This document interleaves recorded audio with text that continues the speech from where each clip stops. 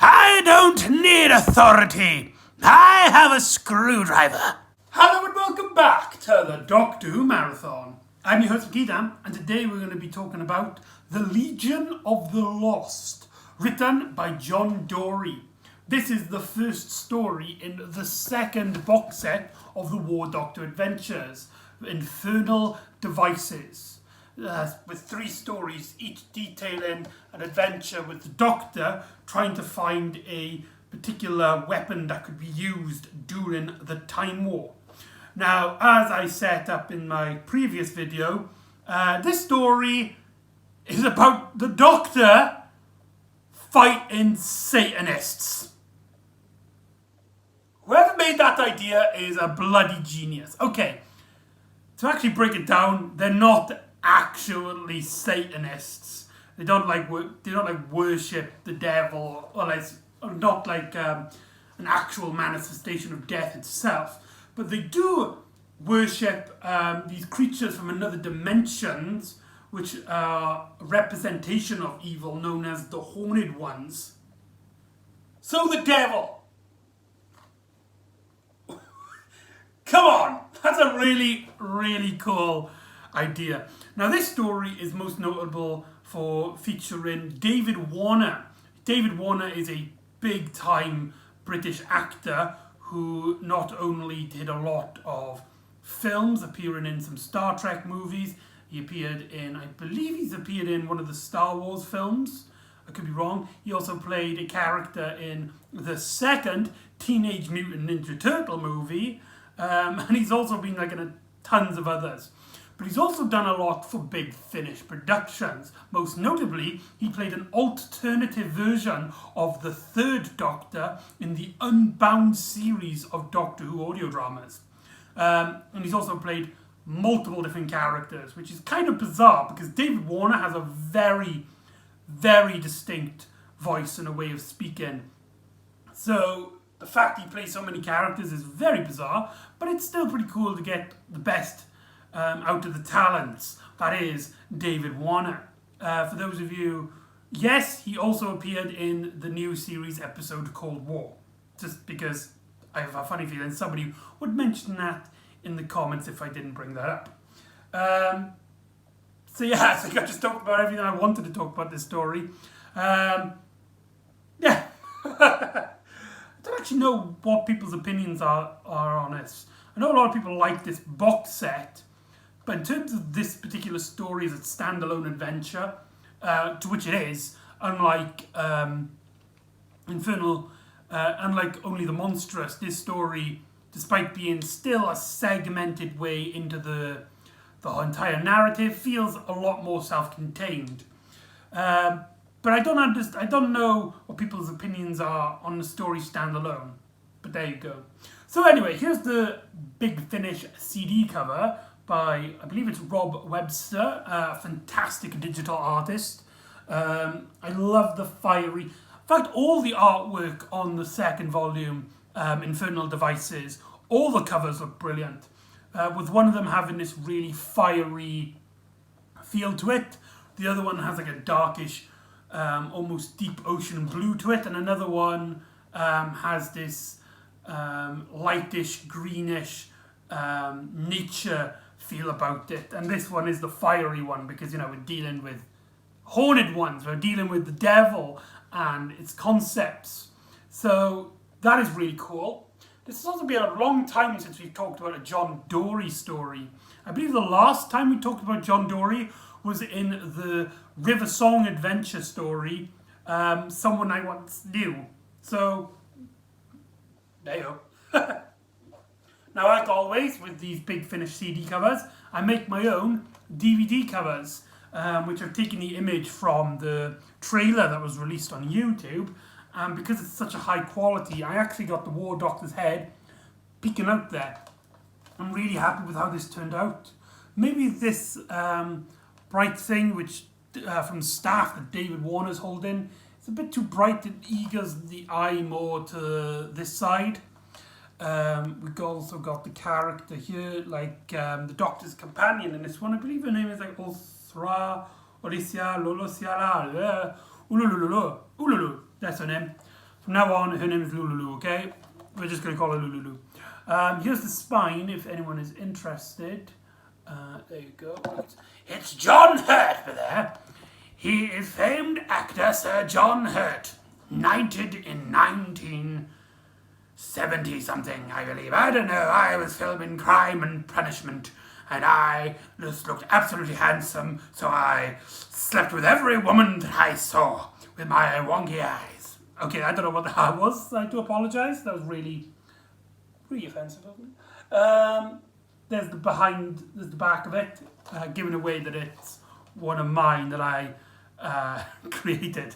Sorry, that tangent was really strange. I don't know where that came from.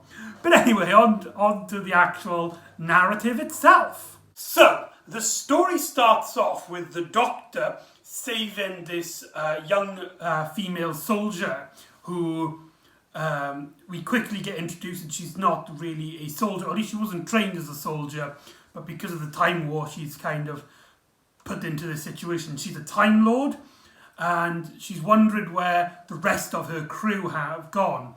And the Doctor looks around and notices some plants that he actually recognises. These are Varga plants from the story The Daleks' Master Plan. Plants which are from Skaro, which if you get hit by the thorns, you slowly become insane and thirst to kill before slowly turning into a Varga plant yourself. I don't remember if I talked about them in my video of the Daleks' Master Plan. Oh, Mission into the Unknown. They also appeared in the Mission into the Unknown. I really like these connections to the Daleks' Master Plan. It makes this Time War feel a lot more epic because it's borrowing elements in a very natural way from that story. But the Doctor hasn't saved this girl just for sentimental value. He needs information from her to find a particular device. A Time Lord weapon taken right out of the Omega Arsenal. A device which, when fired onto a particular race, will delete that race from the timeline, but in a way where all other creatures will actually keep their memories of the other race. Essentially a impossible weapon.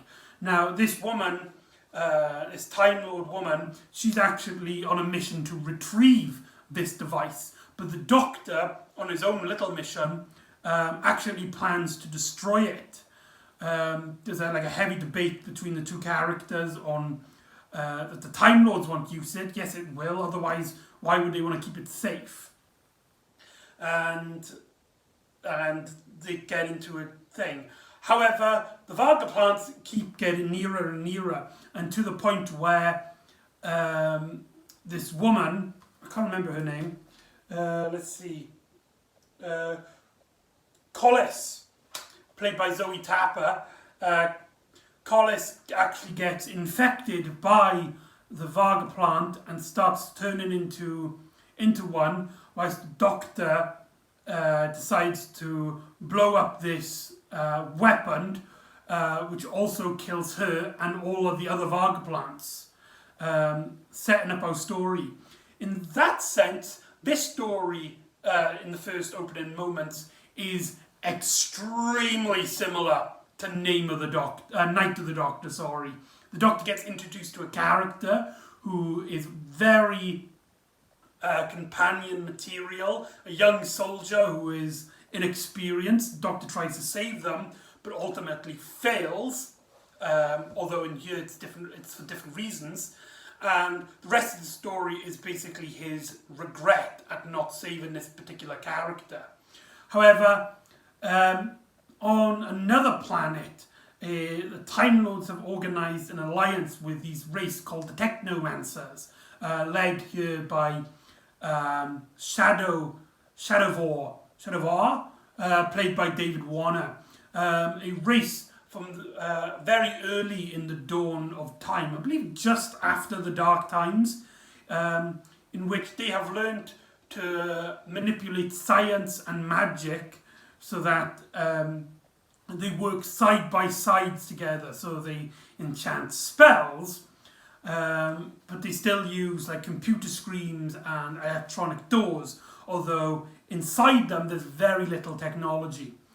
And the Time Lords have been bringing bodies from battles that are lost and taking it to this planet. However, Shadovar points out that one of these bodies is still alive, just very badly injured.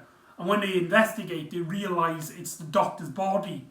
And the Time Lords are a bit anxious by this because they know the Doctor of old. He's a meddler. He's someone who would try his best to find out any secrets he can. And when he feels like they're unjustified, will do anything to tamper with it. So, these characters then to try and send a message to Olistria to be like, right, we got the Doctor here, what do? Do we send him back to Gallifrey? Do we keep him here? He's not supposed to know about this place.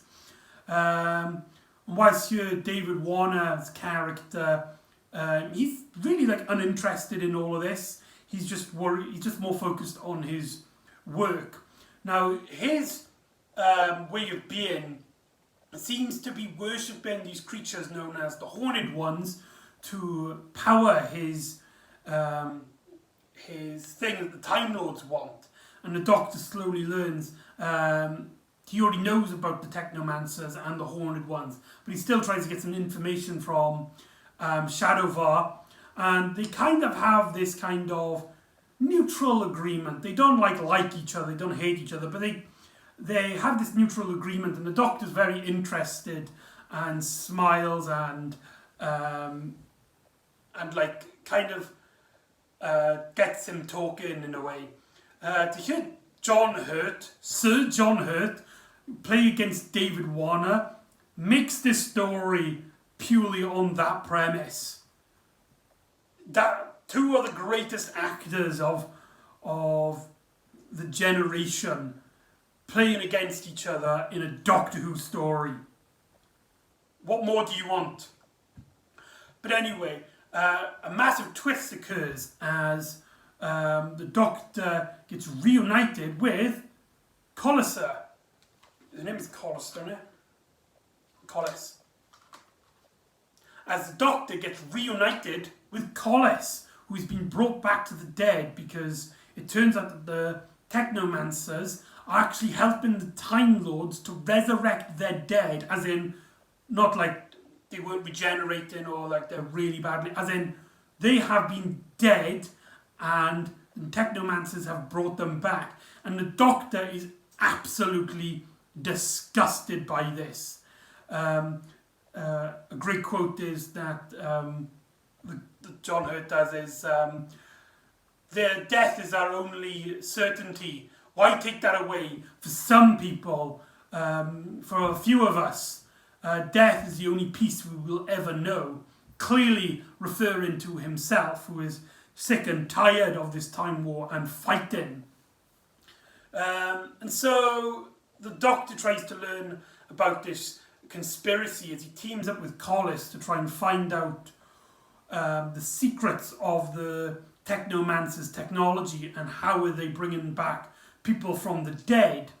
Now, you might feel like this story is a bit simplistic. David Warner is working with the bloody devils to resurrect the dead, and soldiers clearly want to profit from this, and the Doctor is the one who has to justify everything and go, no, this is bad, we shouldn't be doing this. Clearly there is something more to it. And that's true. The story does play off a bit simplistic, and you can kind of see where the story's going to go as soon as we get into the premise of it. However, the cast of it and the dialogue is what makes this story. There's a lot of great little moments. For example, the Doctor actually convinces these Time Lord captain and councilman that he is a high-ranking Time Lord official who actually has clearance by using, in the first time in our chronological ordering, the psychic paper. but it doesn't fool Shadowvar as he sees the Doctor manipulating his colleagues, but he can only see a white blank piece of paper. Psychic paper doesn't work on him.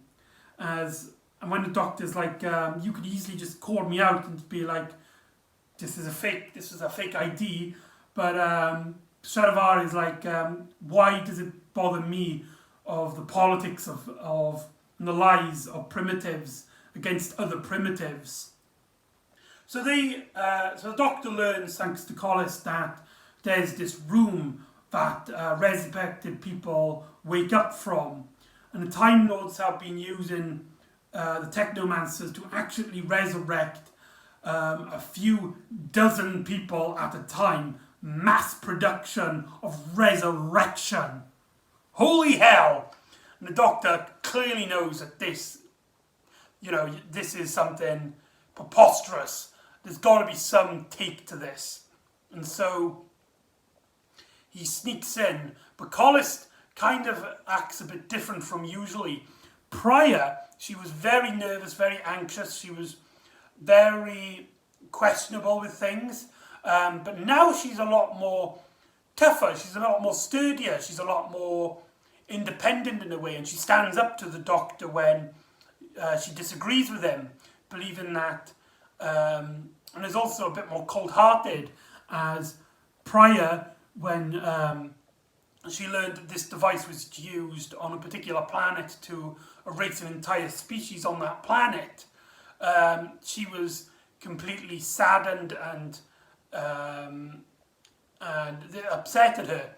But now it turns out that they actually survived in some capacity. As it turns out, the Technomancers are actually using them as a sort of sacrifice for their device to resurrect the Time Lords.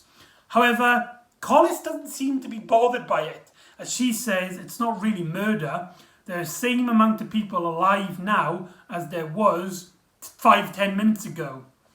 There's no taking away. It's just swapping who's dead. But the Doctor knows there is something a bit more to it. And even still, that's a very disgusting mindset and a very disturbing detail. So the Doctor tries to investigate even further and learns that the Horned Ones, are actually sending a little bit of their consciousness into the individuals they resurrect. And the more they die, the more they will resurrect into the Horned Ones to a point where they will basically just become a complete set. Which is actually a really great detail to have the Varga plants at the start, because they're very similar in a sense. They both infect and then slowly turn their victims into themselves. However, with the Varga plants, it's a lot more naturalistic and quicker. But the Horned Ones are a lot more unnatural, and the process takes a while, slowly turning. But basically they're the same premise, which keeps the ideas of these people's opinions changing and manipulated to take dark and drastic measures because of the war, because of the Time War. So, and the Doctor being a firm grip into the reality of what's right and what's wrong, plans on defeating this.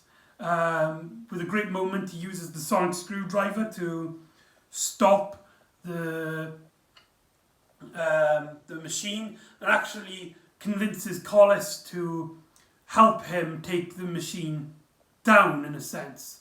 They learn that they have a machine which actually goes into anti-time, which actually takes things which now don't exist anymore in any form of the timeline and brings them back into reality. That is how these alien races that Shadowvar has been using to sacrifice has been getting these people, because he's been taking them back into normal time with this device.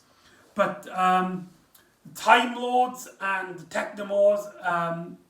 Technomancers are surrounded them, and And Collis, because she is infected by one of the Horned Woods, she can feel herself getting more violent as she starts attacking Shadowvor, killing him.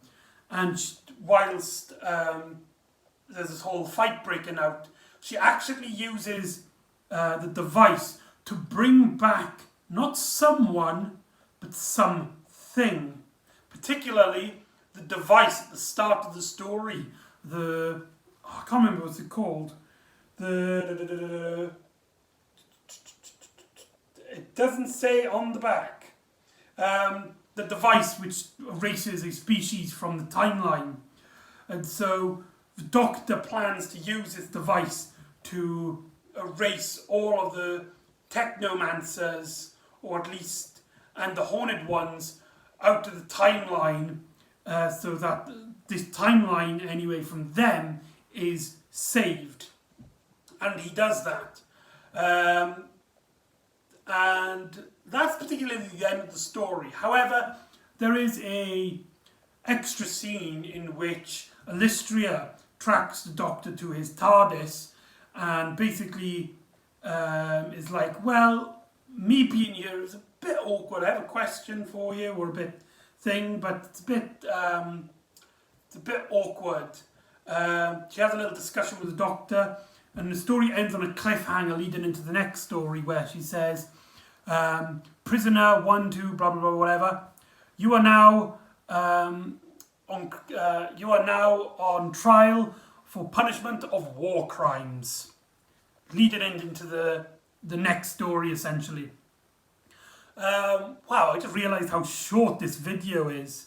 I thought I was going to have a lot more to talk about this story, but apparently not. So that's Legion of the Lost.